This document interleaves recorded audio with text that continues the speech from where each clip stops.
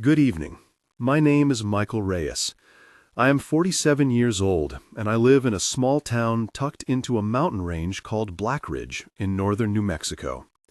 Our town sits in a hollow ringed by ridges and dense brush, and for as long as I can remember, there has been a kind of hush that falls over the streets when the sun goes down. I worked nights at the gas station for years, and most people around here know me as someone who closes late and walks home in the dark.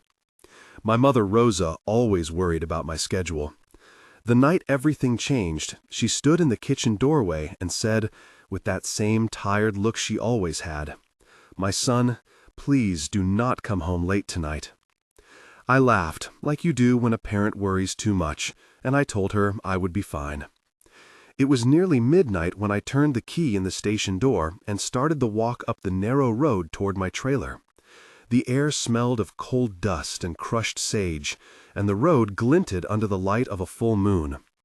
I had a presentiment I could not name, a small weight at the base of my skull that made me glance over my shoulder twice in a single block. Then, when I reached the porch and fumbled with the lock, I felt that impossible shift in the world, like a note suddenly out of tune. A shape stood at the foot of my steps, tall enough to reach my shoulder and small enough to stand on its hind legs. It looked like a person until it turned its head and I saw eyes that belonged to someone I knew, human and clear and staring at me. I have told this in pieces to friends and to a sheriff, and I am telling it now so that anyone who hears might understand the kind of silence that follows a night like that. If you keep listening, I will tell you every detail and why I do not walk that road alone anymore. I grew up 2 valleys over, the son of a ranch hand and a seamstress, and I learned early that the mountain takes what it wants if you do not pay attention. As a boy, I rode a bicycle along the faint trails, following cow paths and listening to older men trade stories about things that crept out of the brush at night. I left for a while to work on a ranch near Santa Fe, and then came back after my wife Leela died in a car crash on a rainy highway. Losing her changed how I noticed the world.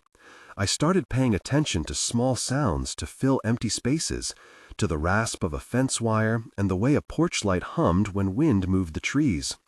Those habits kept me alive on long nights alone behind the counter at the gas station. After Leela died, I kept a pocket Bible in the drawer, and I called my mother every week. I was not a man who chased legends. I fixed pickup trucks and pumped gas and knew the names of every dog in town. Yet in the months before that night, neighbors began to talk differently. Abel Carver, who works as a watchman at the quarry, said he heard unnatural breathing at the gate. Sheriff Tom Hargrove mentioned shredded fabric on the road near the old crossroads. Luis Ortega, the mechanic, said his horse bolted for no reason at dawn. Those things are small, but together they make a pattern you feel in your chest. I had no idea that pattern would thread through my door. The night at my porch began like any other, but then the world tightened. I remember the sound of my own boots on the wooden steps, the metal key cool and slightly damp in my palm, the porch light throwing a pale circle on the weathered boards. I remember the smell of smoke from a distant bonfire, and the metallic tang of oil from the station truck I had washed earlier. I remember the weight behind my eyes, the hair along the back of my neck standing up as if someone had whispered into it. I said, "Who's there?" and the thing at my door tilted its head. It had a body shaped like a person, but not quite right, a slight hump along its spine and shoulders too long for its frame. It made no sound at first. Then a voice that was a cracked imitation of a neighbor, Michael, came from its mouth. I recognized the cadence that belonged to Father Miguel, who sometimes prayed at funerals, and for a moment my knees got very soft. The creature stepped forward, and the moon caught in its eyes. They were human eyes, the exact color of my sister-in-law Nora Webb, soft and reflective and full of a terrible patience. I stepped back, and the porch board squealed. The creature raised a hand, and the fingers twitched like a puppet's. I asked, "What do you want?" And it answered, "I want in." I felt my chest collapse into a small cave of fear, and then I laughed aloud, a stupid laugh meant to hide a shaking. The dialogue drifted between me and that shape like two people testing whether a conversation could stand in place of violence. I will record here every exchange because each line pulled me deeper into disbelief, and each reply made me understand something older than logic. I said, "You are not my neighbor," and it said, "I am what you left at the crossroads," using a voice that was my own when I swore at the repair on the station pump. I said, "Who are you?" and it said, "Only your name," and then someone else's name, and then a quiet list of places it had watched. The porch light seemed suddenly too small. I tasted copper and fear in my mouth, and the wood smelled faintly of varnish and mothballs, the air itself thick with the scent of animal wet fur. I pushed the door open and tried to step inside, and it moved as if the air had weight. My hands found the doorknob, and I heard a soft scraping like claws over concrete. My palms were slick. I said to it, "Get away from my door," and it said, "You left the path open." That stupid phrase later echoed like a lock in my mind. In the conversation, I tried bargaining, like a man bargaining with the delivery he did not want.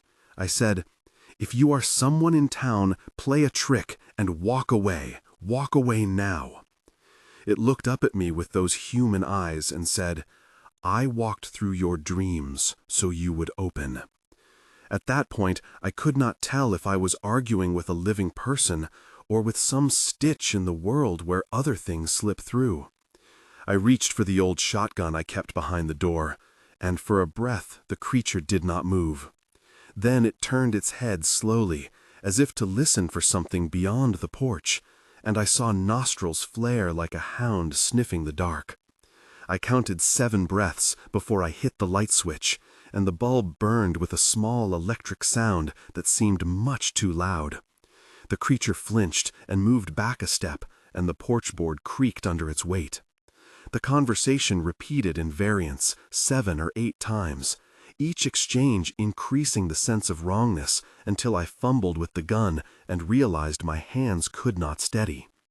At a certain point, the only sensible thing left was to force a final question. I said, "What are you?"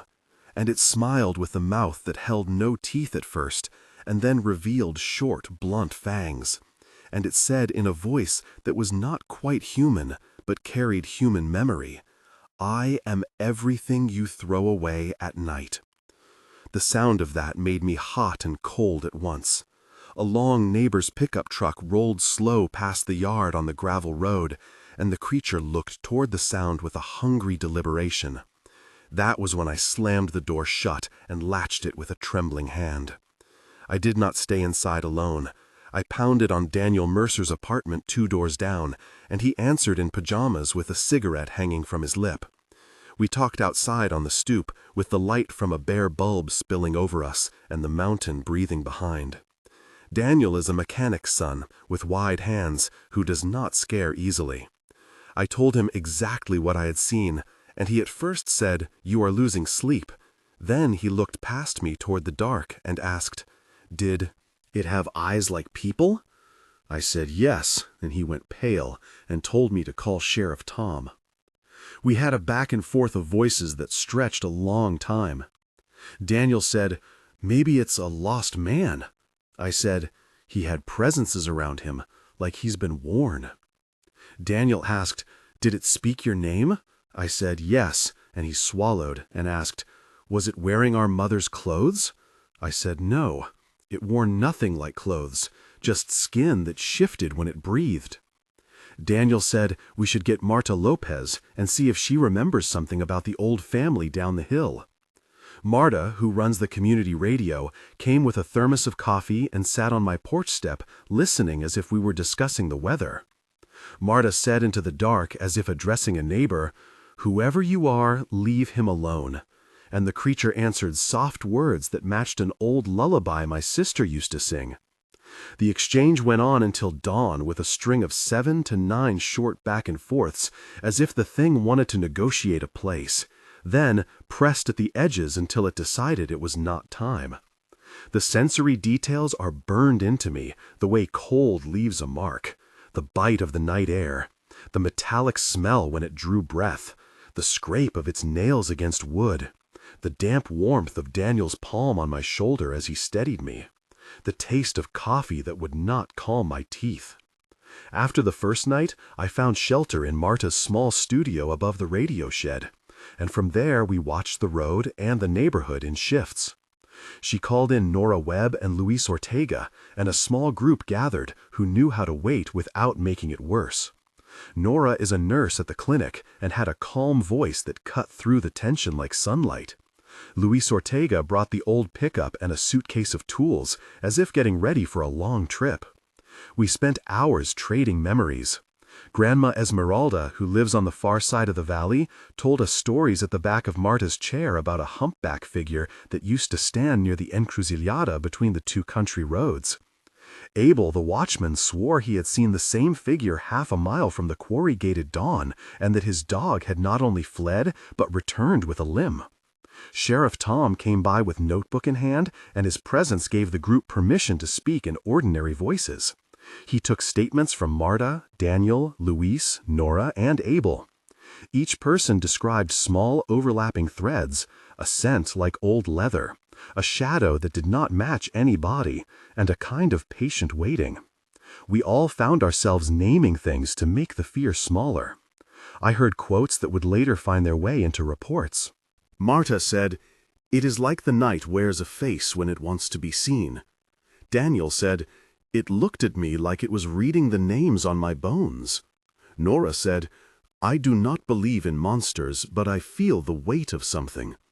Luis said, "Whatever it is, it understands the roads." The town, which had been sleepy and used to the occasional oddity, began to exchange looks that meant the same thing no one wanted to say aloud: "We are not alone here at night." We tried rituals that are more practical than mystical. Sheriff Tom called the regional station and logged the incident as a possible trespass and public disturbance. The report asked for any physical evidence. Marta recorded an audio tape of the night, and we played it slow and fast, and still we could not be sure what we heard beyond the porch light switch and the creak of the boards. The medical clinic documented a case note when I went in the next day to say my hands did not stop trembling. Nora wrote about stress response and the smell of burnt hair in the station truck that morning. The technical description of procedures was brief but necessary. The sheriff documented the scene in a standard perimeter sketch, took photographs of the porch with scale markers, collected hair samples found snagged on the railing, which were sent to the county lab, and logged witness statements into the evidence file for chain of custody. The lab results were inconclusive at first, and later returned as degraded keratin consistent with multiple mammalian sources, which complicated interpretation. That small professional arc made the story have a seriousness that the town had lacked. As people listened, a pattern of legend began to overlay the facts. Grandma Esmeralda and Father Miguel offered interpretations rooted in older codes of the valley. They recalled a tale about a figure that would stand at doorways on nights when the moon hung full and people carried their grief too close to the skin. This connection to old lore made others speak.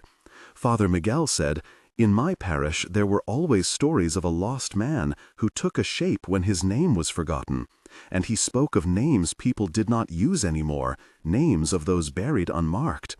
Marta anchored her radio segment with interviews. She called Estela Ramirez, who runs the auberge down by the lower trail, and Estela said she had seen a shadow cross the road that smelled of wet wool.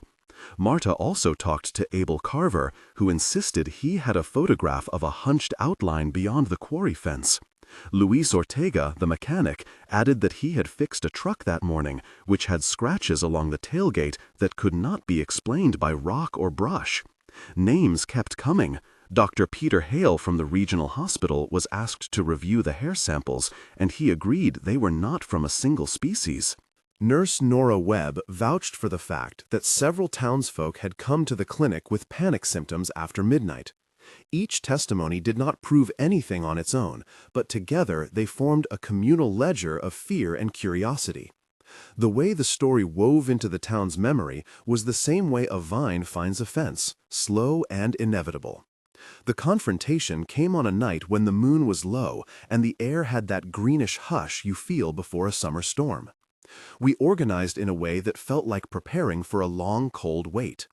Daniel, Marta, Nora, Luis, Abel, and I took shifts on porches and at corners. We placed lanterns we could move and kept a radio playing to make the night feel less open. At around 2 a.m., the animal sense returned, a pressure that moved along the road like a footfall you felt through the soles of your boots. I will record 3 moments of acute tension that remain vivid. The first moment occurred when the creature stepped onto the road under the willow, and the lantern light made its skin shine like old glass. For about 550 characters, I remember the click of a bone in my throat and the way the night pressed against our ears. The smell of damp earth rising, a distant dog howling, the creature pausing exactly at the line where light and dark met, and then bending to look directly at Marta as if she were the only person in the world who could answer a question it had been trying to ask. The second tense moment came when Sheriff Tom and I tried to move toward it with a flashlight, and the thing turned and ran with an impossible full sprint for its length, then stopped on all fours to sniff the air like a coyote before standing again and meeting our eyes. For roughly 570 characters, the world narrowed, the sound of wheels in the distance turned into a drum, my breath came sharp, and the creature let out a low sound that was almost a name. The third moment was a desperate instant when it pressed against a fence and leapt toward a small child's shadow across the road, and we all shouted, and the child's mother clapped her hands, and the creature recoiled and vanished into the brush, leaving a line of stepped-over dust that settled as if nothing had moved. That final moment lasted about 520 characters in my memory, a compressed time like a film strip stopping. During the confrontation, the dialogues were long and ragged. Sheriff Tom said, "Do not approach," and I said, "It is at the lower fence," and he said, "Get everyone inside now," and Marta said, "I will call the neighbors," and Luis yelled, "Grab the lanterns," and Abel said, "My dog will not get near that thing," and Nora said, "The child is fine, bring the little ones in." Those exchanges repeated 7 to 9 times between different pairs until the creature chose its own exit. We coordinated like people who have practiced a drill and yet had never been tested like that. In the minutes that followed, we combed the edge of the brush and found nothing but broken twigs and a smear of something dark on a rock that had not been there before. The town's reactions were immediate. Parents brought children inside earlier than they had in years. People who had once sat on porches until 3 in the morning started retreating to rooms with locks. Sheriff Tom began a nightly patrol schedule and asked for volunteers. Marta organized a list over the radio of people willing to check on the elderly. The practical consequences were small steps that changed rhythms. My father came with his old truck and offered to take me to work in the mornings. Daniel began leaving his shop light on all night. Louis fitted motion sensor lights to the gas station, and Nora set up a sign-up sheet at the clinic for anyone who felt their sleep breaking with fear. The immediate aftermath felt like a low-grade alarm. The town did not panic into chaos, but it did rearrange itself. People who had been casual about walking at night now grouped their trips. Father Miguel held a small blessing at the edge of town and put matches in a little bowl along the road for those who wanted to hold light as they walked. Sheriff Tom logged more calls, and Dr. Peter Hale asked for more detailed samples to send to the university lab. We received a preliminary email that described the hair samples as heterogeneous and recommended further testing. The technical lane of investigation continued in a sober tone. The county lab performed a partial DNA run and found fragments that matched multiple mammals but no full profile. The documentation was 300 characters of careful notes showing chain of custody and the lab's cautious language about inconclusive results and the need for more sampling. That procedural description made some people feel safer because it meant something official was involved. For others, the lack of a tidy answer made the fear wider. The community response involved names and actions. Marta led a neighborhood watch with a roster that included Daniel, Louis, Nora, Abel, and a newcomer named Estela Ramirez who had moved here 2 years earlier. Sheriff Tom increased the number of patrols and coordinated with nearby towns. Father Miguel organized a listening circle at the church where people could speak about what they had seen and feel heard. Rosa, my mother, who had warned me to stay home, began sleeping with a light on near her bed, and she walked the short distance to my trailer at dusk to make sure the door was locked. The social ledger recorded small acts. Louis taking the long route to work. To avoid a certain trail, Daniel bringing extra sandwiches to share with anyone on night shift. Nora volunteering at the clinic on extra nights to check for panic-related symptoms. The moral we all voiced between clenched teeth was simple and blunt. I said on record, "Do not dismiss what your skin tells you." And Marta said on air, "If you feel watched, do not walk alone." That became the practical warning we left hanging in conversations. Some suggested more extreme measures: a fence along the lowest road, lights in the trees, a formal investigation by the university. Others, like Abel, suggested less, saying we should let the thing be if it wanted to be left alone. The town chose a middle path, more neighbors checking on one another, and an understanding that our habits had to change. 1 month later, the town moved into a routine that held its edges together but did not forget. At that point, people were still talking about the creature, and some nights the roads felt empty for the first time in decades. I kept a small recorder on my nightstand, and I listened back to the porch recording to hear my own voice and the quiet between words. The community watch that Marta organized had a schedule and showed up for 3 nights a week. Sheriff Tom reported that there were fewer sightings, but that he received calls about odd noises and that a farmer to the east found a gate down and a trail of flattened brush leading into the ravine. Rosa came to my trailer twice a week with Stu, and we sat on her small couch and spoke softly about groceries and the weather and what it meant to keep house in a town that now dressed its nights in caution. The radio station ran a segment of compiled testimonies, and the comments were both skeptical and supportive. Some offered strange theories, and others wrote messages of solidarity. Life felt reorganized but steady, like a drawer you have relined to fit a new item. I avoided the lower trail, and for the first time in a long while, I said yes when someone offered a ride. There were times when I felt foolish, when I would go outside to smoke and find nothing but the wide-open sky and tell myself I had imagined it all. Those moments were honest and small and made the longer ones more bearable.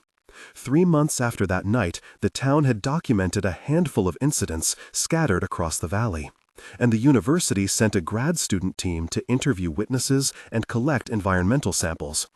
Dr. Peter Hale from the hospital met with the team and agreed to catalog the health-related impacts of chronic fear. They found traces of animal hair in 3 more places and a pattern of disturbed nests, but still no conclusive DNA that tied the events to a known species. The young researchers were polite and careful. Marta, they recorded their interviews and played a portion over the radio with a disclaimer that the investigation was ongoing. Estela Ramirez reported a sighting near the old stone bridge, and the grad students took soil samples and then drove away anxious to run tests. The town had grown used to the researchers' presence and to the slow, bureaucratic rituals of evidence gathering. I started going to community meetings, and we assembled a pamphlet of things to do if someone encountered the creature, including staying in lit areas, calling the sheriff, and not confronting it alone. The pamphlet was printed at the print shop with Luis Ortega's business card on the back. The pamphlet gave a shape to our fear and turned an amorphous dread into a list you could keep in your pocket. 6 months later, the valley felt different in a way that was hard to explain in short phrases. The initial shock had thinned but not gone. People still told the story at the diner, and the radio ran a retrospective on the series of events, complete with snippets from Sheriff Tom Marta and Dr. Hale. The grad students had published preliminary findings that spoke about mixed organic samples and possible explanations ranging from stray animals adopting human observable patterns to a more complex pathology of social memory. The lab results offered no comfort for those who had seen human eyes where they did not belong. In private conversations, names that had been whispered now had faces and small objects attached to them. Nora had a friend who refused to sleep alone. Daniel had fitted extra locks on his shop, and Abel sold motion sensors to neighbors. Estella started a neighborhood texting chain that made the nights feel less solitary. I returned to the gas station in daylight and sat behind the counter with a thermos of coffee and a flashlight within reach. I still do not walk the lower road alone, and there are nights when I hear a sound outside and my heart launches and then settles when it is only a pickup. My mother visits and she sits on the porch and watches the hill across the valley and says nothing. Father Miguel held another blessing and read names we had forgotten for longer than I could say. The town learned to treat the possibility of the unknown as something to act around, not something to burn. We did not exorcise the valley, but we learned to lock our doors and watch the lanes together.